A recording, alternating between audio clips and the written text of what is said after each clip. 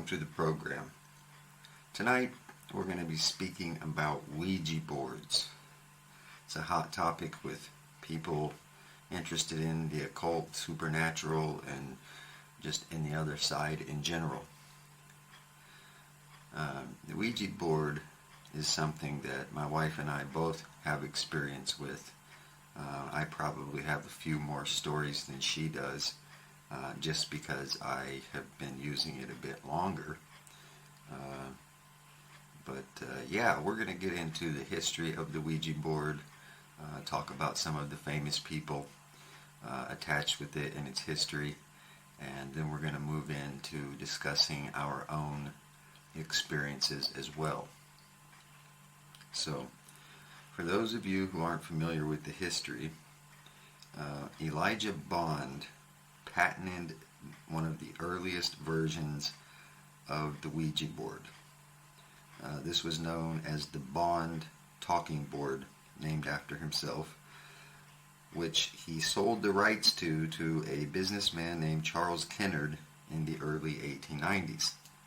Now, Charles Kennard, during the late 1880s, had decided to invent and mass produce a talking table that would allow normal people to converse with spirits.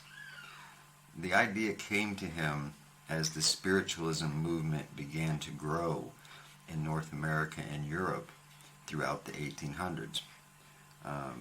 He was inspired by such people as the famous Fox sisters and other mediums who held seances and supposedly connected people to speak with their deceased loved ones.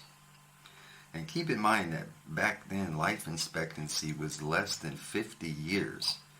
So everyone practically had at least a few loved ones that they wished to contact and continue communicating with after death. When Kennard finished his talking table, the story goes that he asked the spirits to help him name it, and the board spelled out the letters O-U-I-J-A. And when he asked the spirits what it meant, they told him that it meant good luck. Now, alternatively, it's reported that the word Ouija was coined by Helen Peters, who was the sister-in-law to Elijah Bond, who had sold the patent to Kennard in the first place. Some say that the board told her.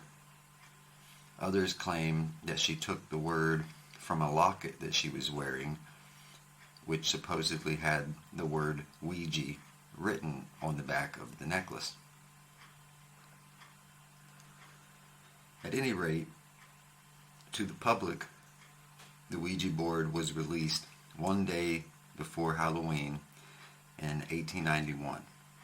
It came with no instructions or explanations as to how it should work.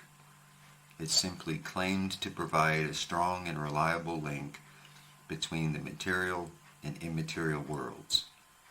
In other words, it claimed that it could connect you to the other side, where spirits, demons, and other unknown entities linger. Rather interesting.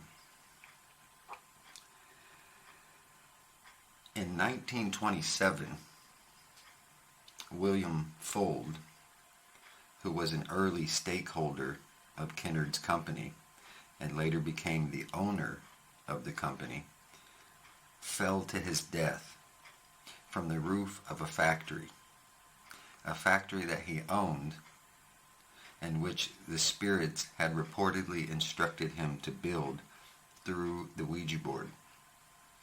Now, this was just one of the first of many such incidents that would occur throughout the 1900s and up until today. Back then, in the 1890s that is,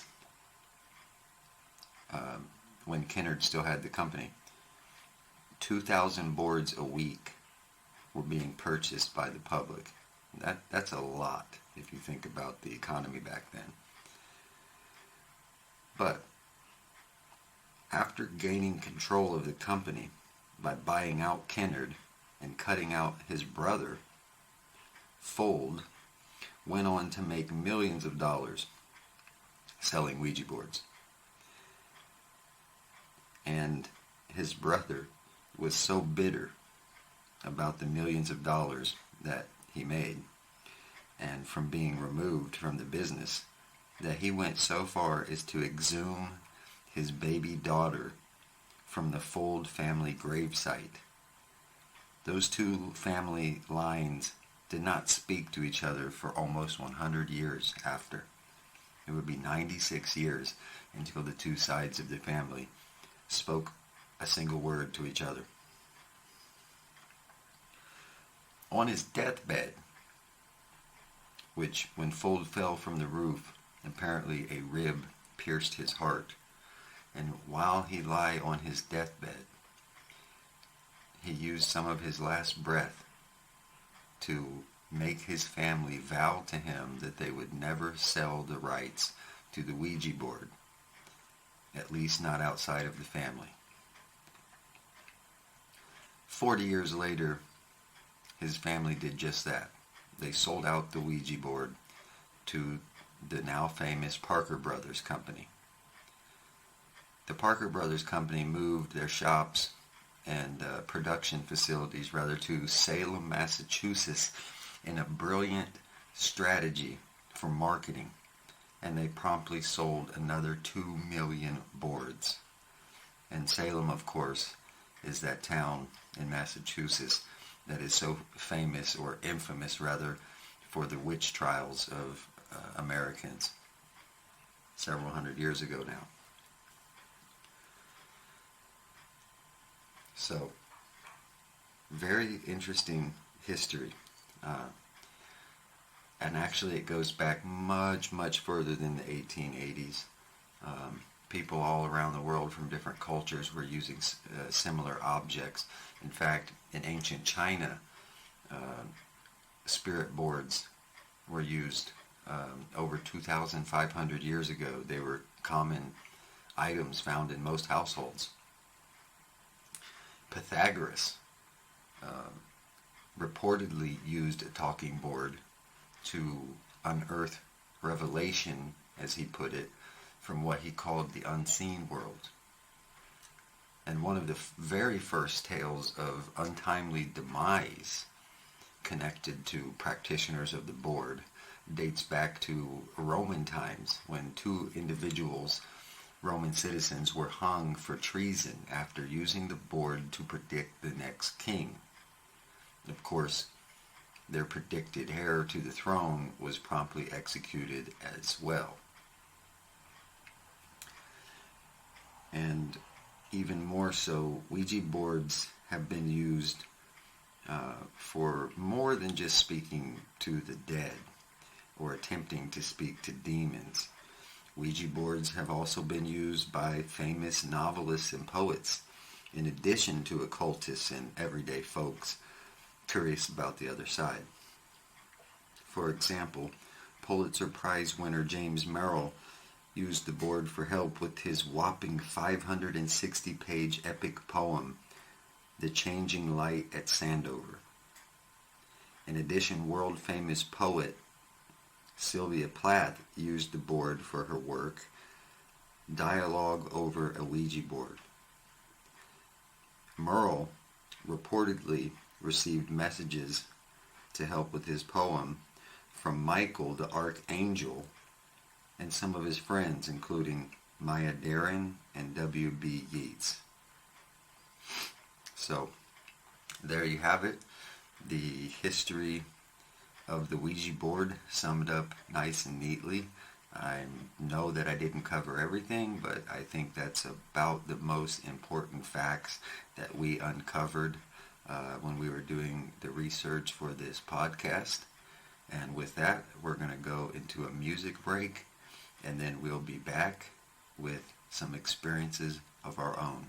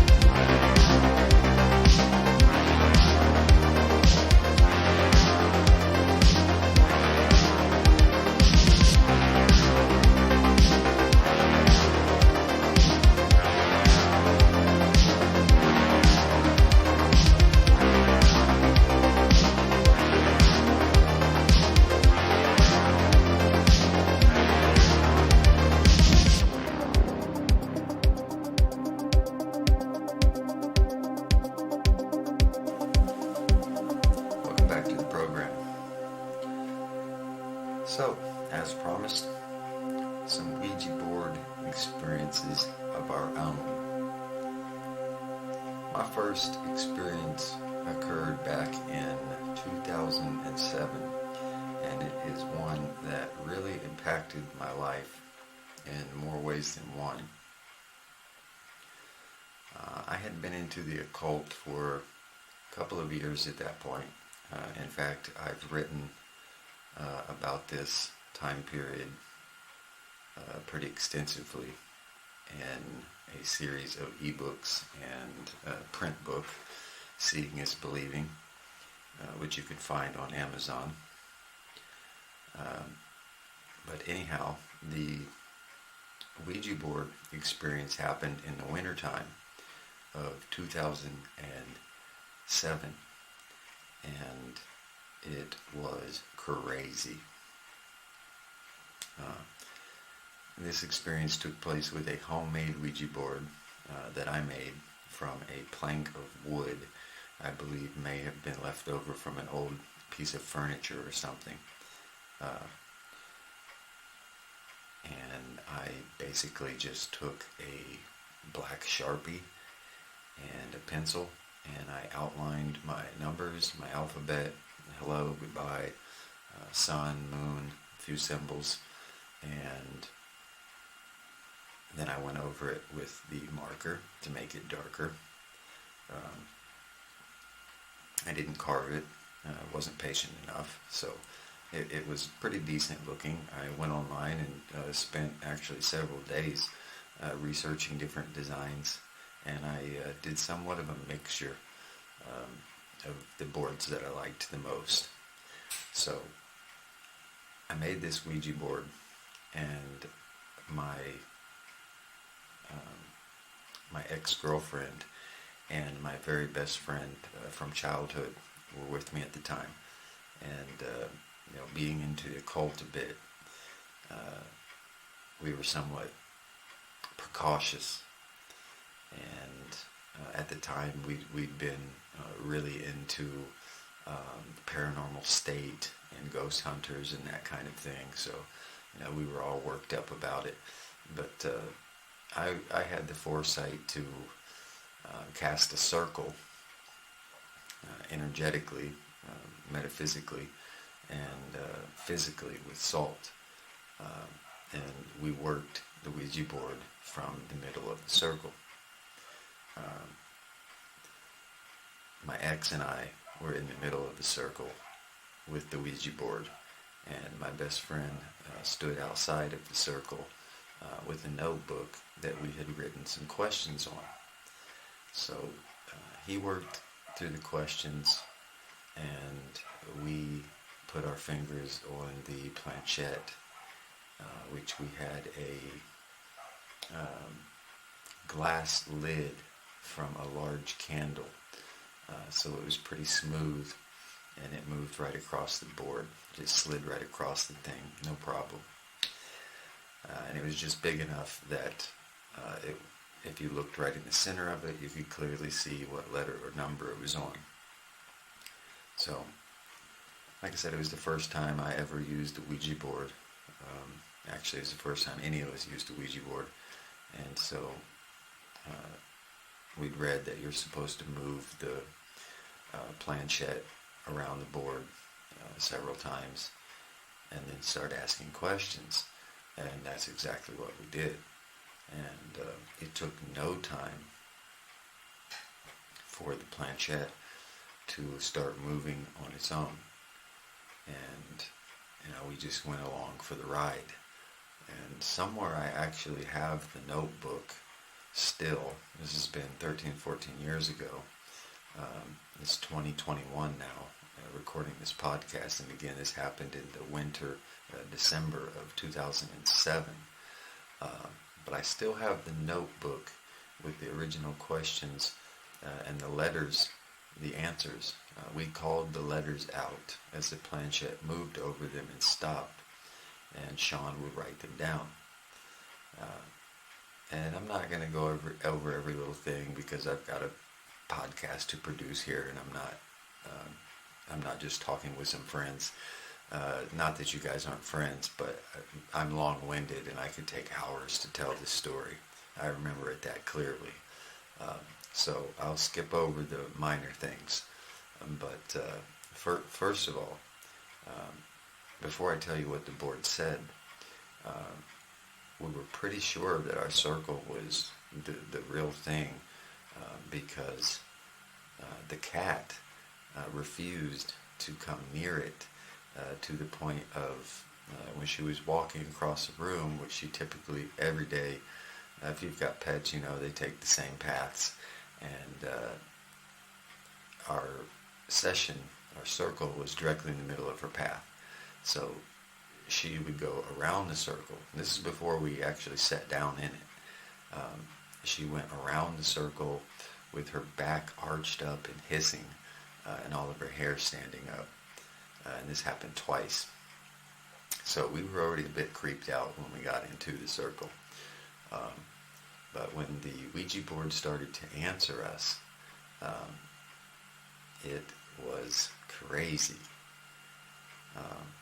It basically refused to tell us who it was. We got one name that I'm still not sure if we got the message correctly, but it seemed something like Vast Hill, Vasthil. If any of you listeners have a clue what that could be, I've never been able to piece that together. But everything else that it spelled out was quite clear, chillingly clear, in fact.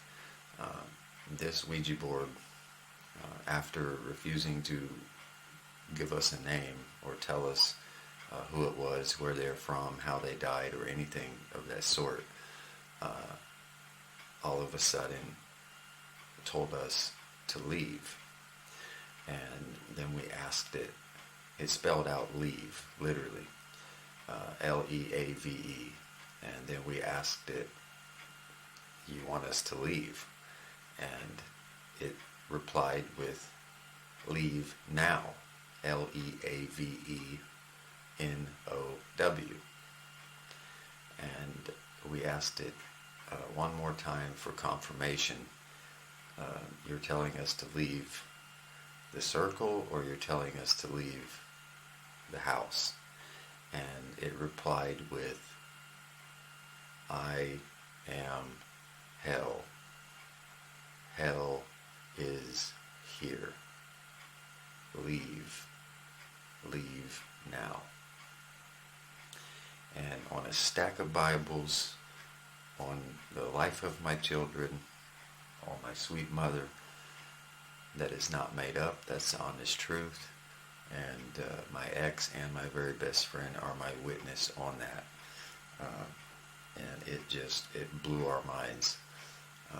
That night, actually, and that week in general, there was an extreme amount of paranormal activity happening, and that was for other reasons, including a summoning and a seance that we performed.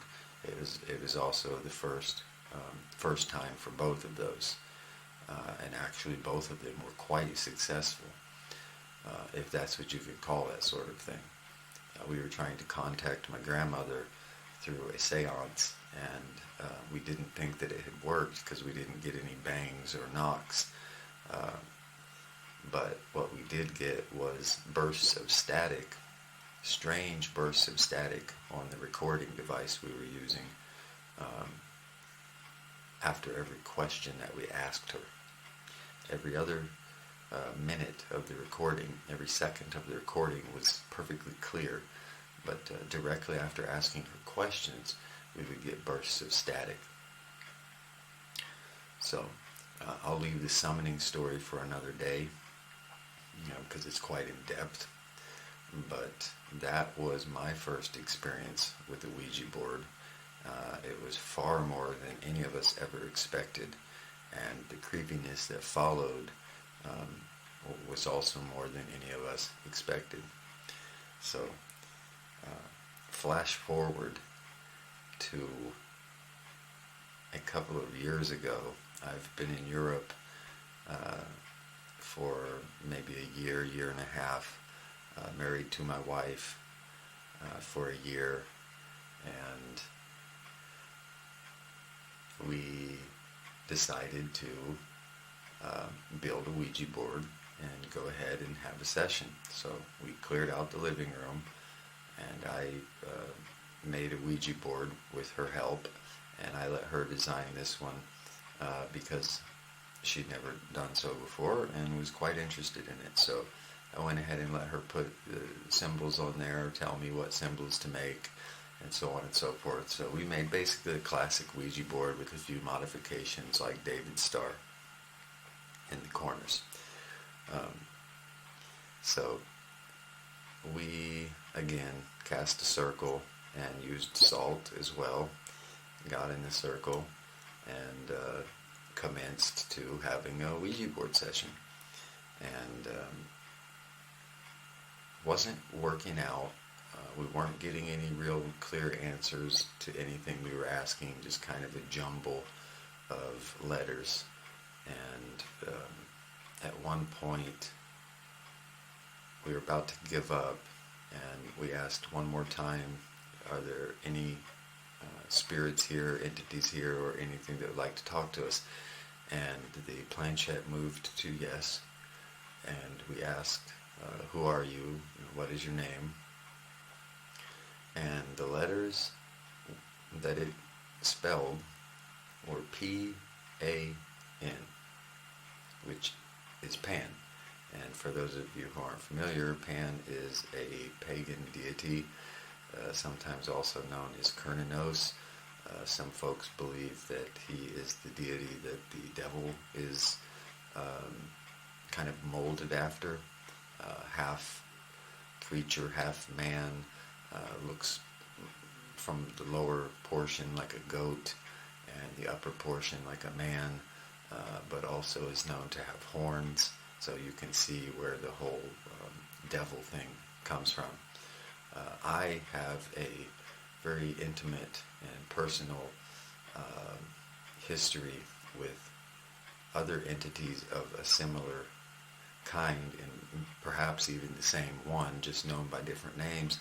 And if you've read any of my books, you will know exactly what I'm talking about. So if you're curious about that, check out my book on Kindle Unlimited, or get yourself a copy of the paperback on Amazon, Seeing is Believing, Unexplainable Encounters of an Extraordinary Nature.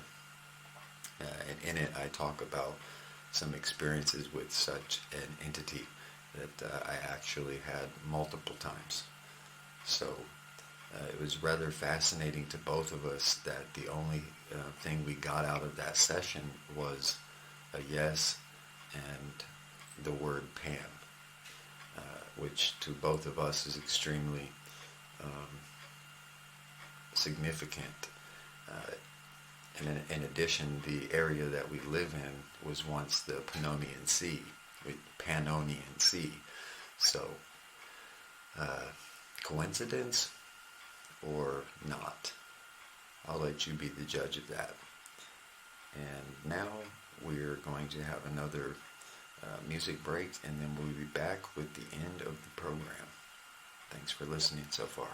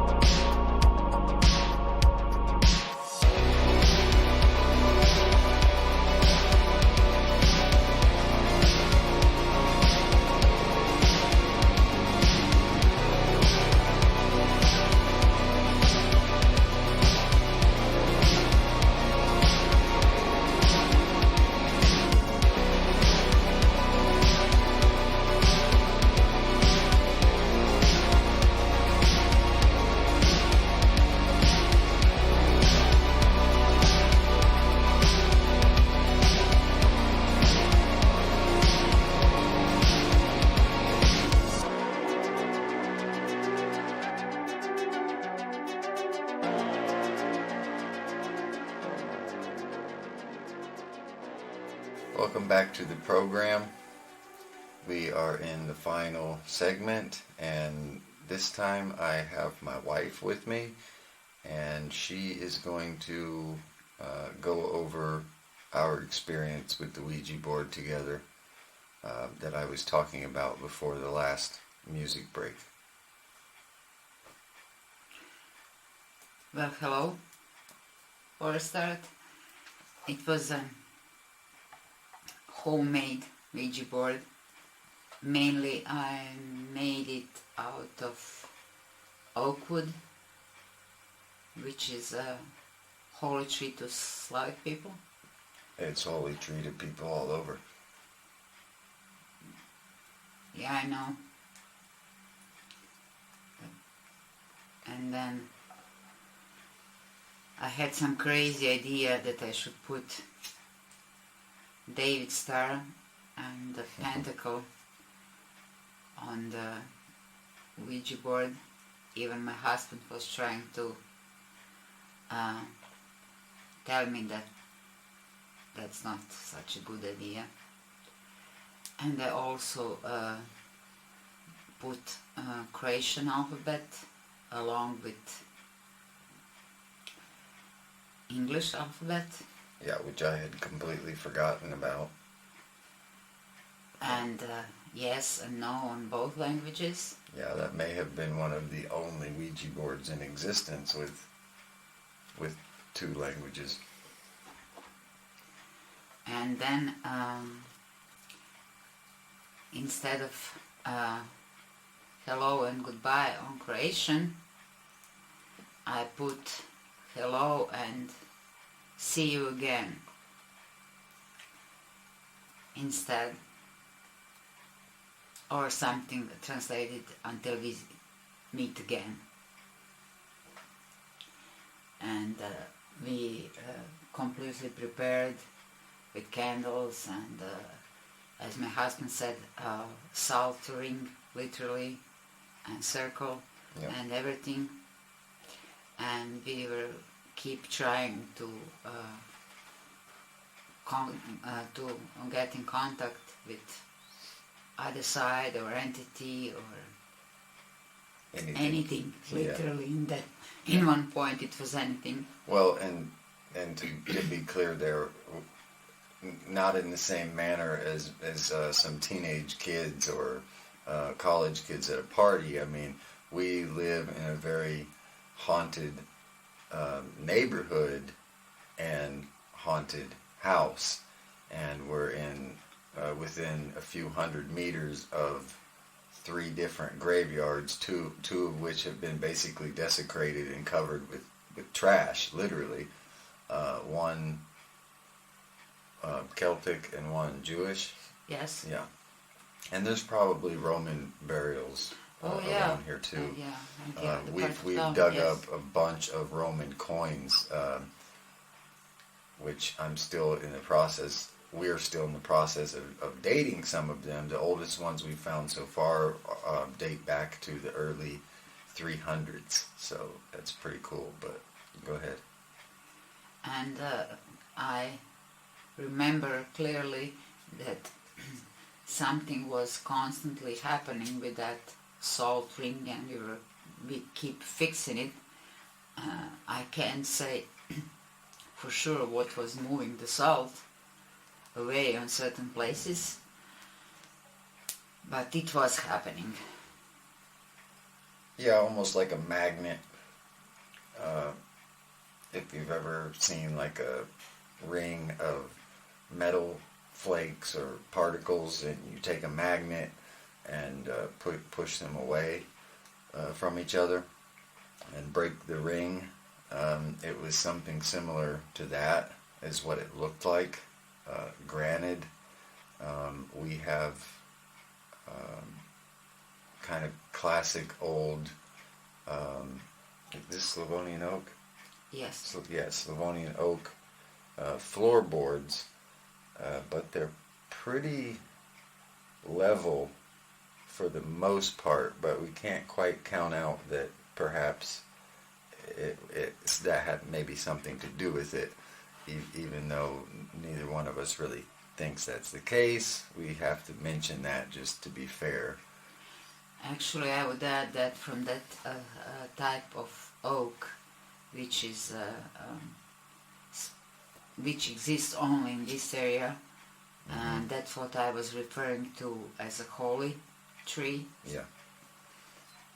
Here, and the board was made out of that. And in the point, basically, when we were okay, I had messed up with that Ouija board, making it basically as a trap, not as a open invitation. Then we got that very, very, very strange yes, and the word that shocked me, in not so many things can shock me in this point. Yeah. And pan is the word that we would use here, pan or satyr. And I'm not saying that that is the fact, but possibility that entity stronger than my protection basically on the Ouija board would contact us, something stronger. What she means by that is that the David Star and Pentacles are not the greatest symbols to use when you're trying to communicate with something, because of their history of more or less commanding spirits in the fashion that Solomon and sorcerers from the Dark Ages were doing. You know, they're using the six-pointed star and the seal of Solomon for summoning and commanding spirits. So any spirit that may have already, possibly dealt with that or knows about that or other type of entities probably aren't going to be so willing to come talk to you, because that's like standing there with a collar and a chain and telling somebody to come closer to have a conversation with you. If they're not slow in the head, they're probably not going to get too close to you if you're standing there holding a chain and a collar. So, but this specific entity, is particularly ancient and powerful and very, very connected with the nature around here. And again, we're sitting on a floor completely made of this Slavonian oak wood, and so was the board.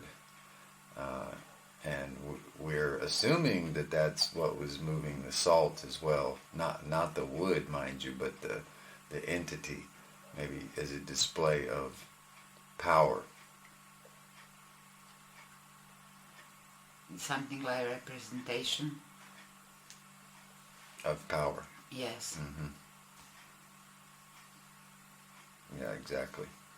And actually, what happened with that Ouija board is also very, very interesting. After some time, it was just left to stay on the shelf, and after some time it was broken. Yeah, with no explanation whatsoever. And that was sturdy old wood. So imagine if you have some old oak furniture. I know I'm from the U.S. and I know a lot of people have that old oak wood furniture. It's highly sought after and preferred because it's so high quality. And if you just came home one day and the top of your oak dresser was cracked in half, or one of the drawers was just had a crack, running through it. Which oak is known for the opposite. It's known for lasting for hundreds of years. Yes. That's why it's used for things like dressers and wardrobes and tables.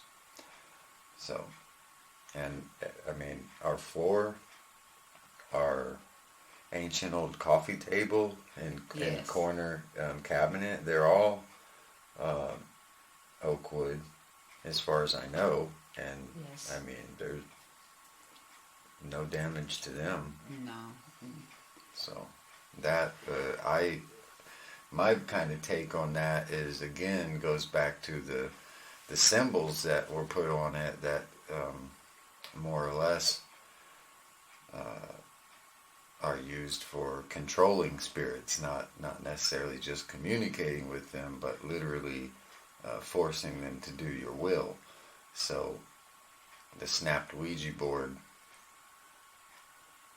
I mean, it's kind of speaks for itself. Yes, yeah. Exactly. Showing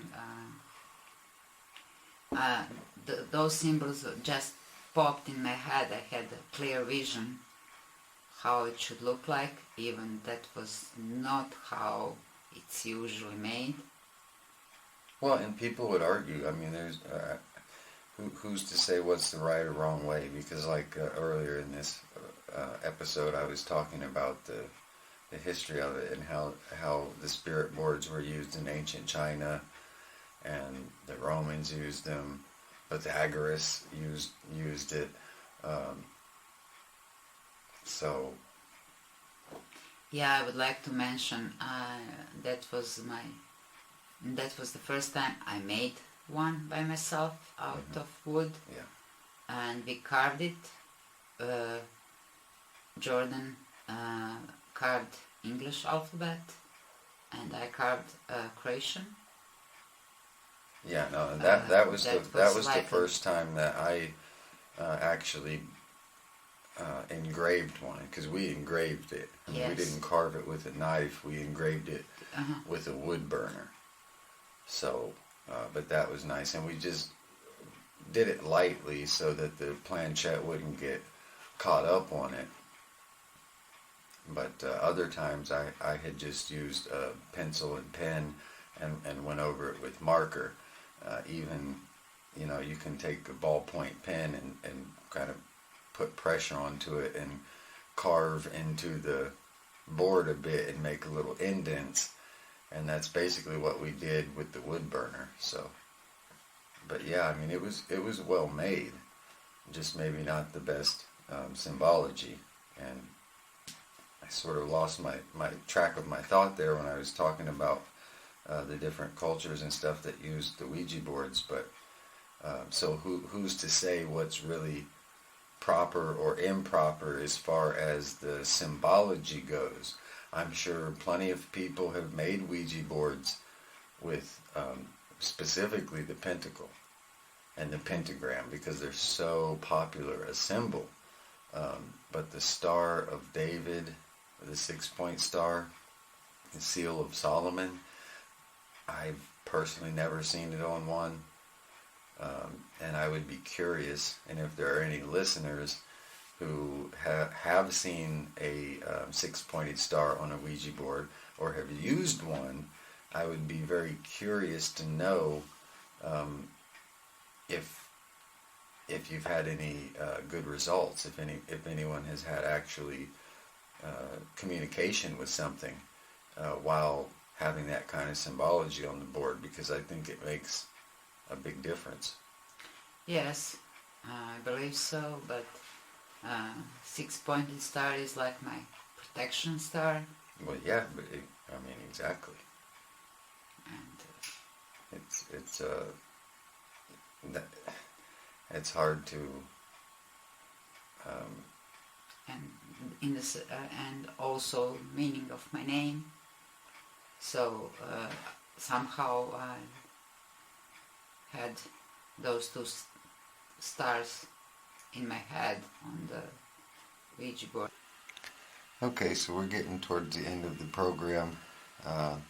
If you want to tell the audience about your earliest Ouija board experience, then I'll share one more as well.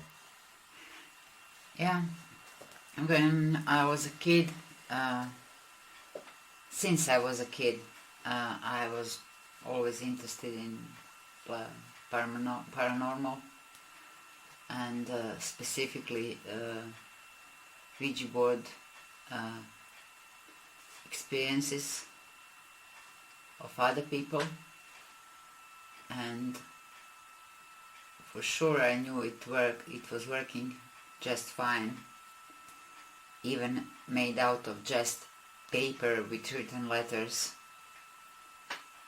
And I, of course, made myself one.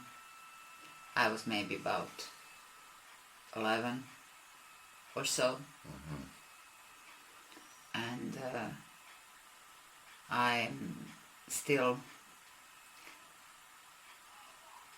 a little bit freaking when I remember how that was going. I was alone, no one was at home, it was not nighttime,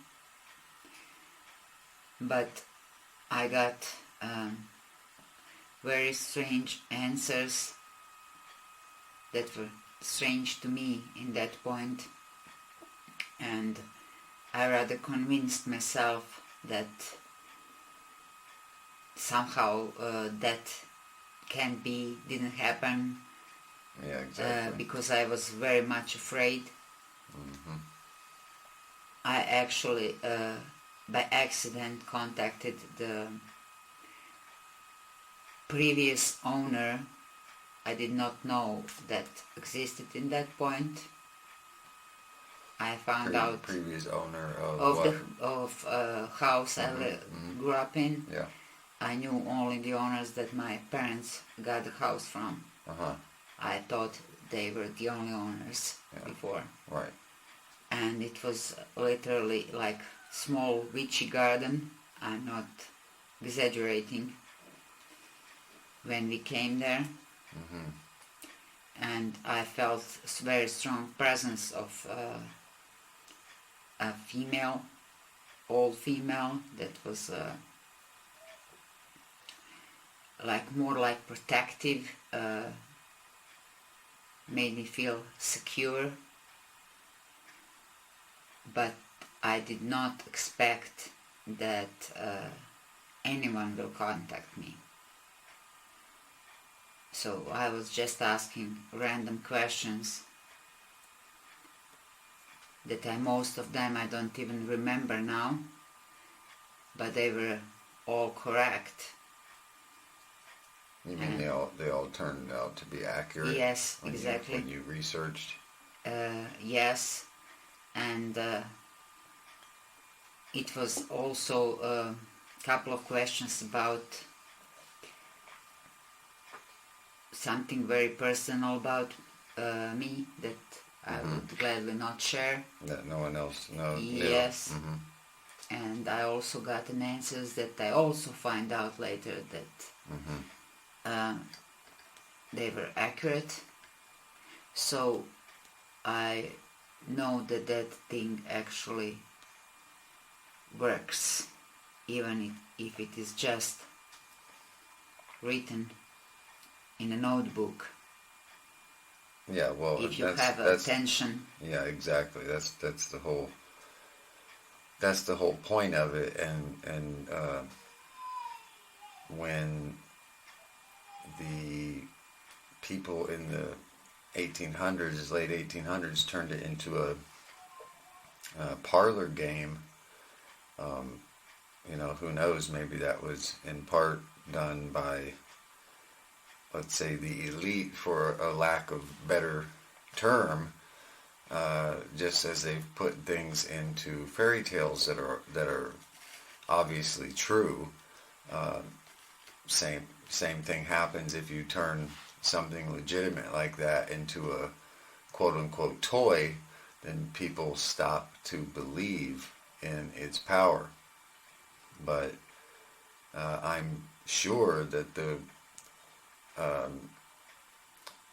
we're calling it a Ouija board, but the talking board or oracle device, whatever you want to call it, did not look anything like a Ouija board in those ancient Chinese homes, No. or in Rome, for that matter, or Greece, or wherever else they were used. So, and that just goes to show for it that you can use paper, you can use cardboard, you can use wood. It's not so much the actual board as it is your intentions. And again, that's why I think it's important, the symbology you put on there, because that is a like physical aspect of your intentions, because it's a symbol, it's a Yes. sign, you know what I mean, that you have attached meaning to. And I do believe that entities are fully aware of that. Yeah, exactly. I also remembered one case in nearby town, when a group of young people that basically they were playing to be Satanist or trying to be, and they Common. were, yeah, they were using Ouija board. Out of 6 of them, one died. The rest have or had very serious, they call it mental issues, but they summoned something they could not handle, and let alone vanish. You mean to make go away? Yes. Yeah. So, and it was not a secret. People knew about it, Yeah. but like everything else, Well, how long ago was that? that was maybe before 22 or 3 years ago. I wonder if we could track down anyone who was actually there, and or even a relative or friend who witnessed what unfolded afterwards. Because if it was like how you're saying it was probably even worse than what I've dealt with, and that's bad enough. So I can only imagine that their family members and closest friends, people that they were around, could probably attest to that, how more or less probably shitty their life was Yes. after that, at least for some time. Maybe still is, who knows. So yeah, it'd be interesting if we could possibly interview one of those people. But yeah, we're getting short on the time here. I'm going to try to wrap this up in a couple of minutes. I was going to share another story. Well, I guess I'll try to go ahead and fit it in. It's not really that much anyhow. I was just going to make the point, really, that again, intention is really what matters, not so much the board or even the location. I mean, location can help, but your intentions are really the key there.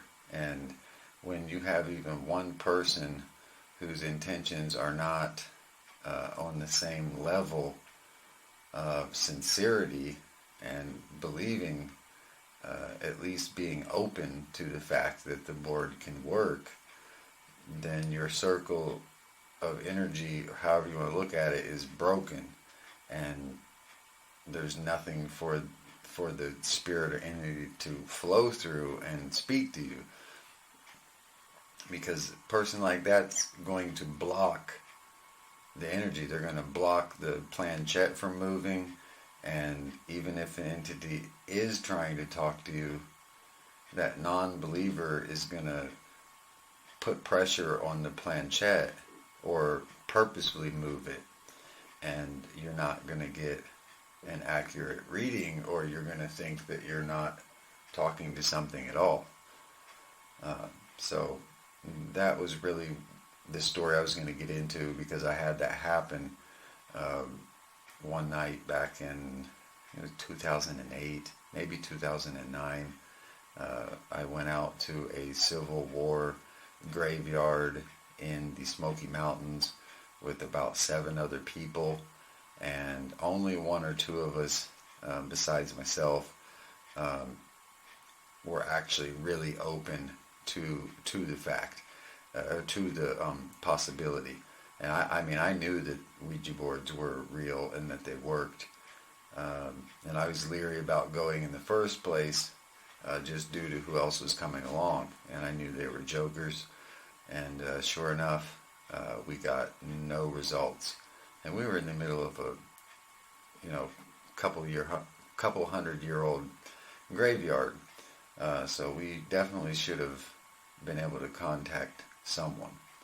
So that was the point, really, is that be careful who you try to use a Ouija board with, because you may just be wasting your time and then go on believing that they're not actually real, when in reality it's just that your friend was blocking you from communicating with something. And that really wraps it up for the show. One other thing I wanted to mention is, if you use a Ouija board, you're using it at your own peril, because there's really no safe way to use one.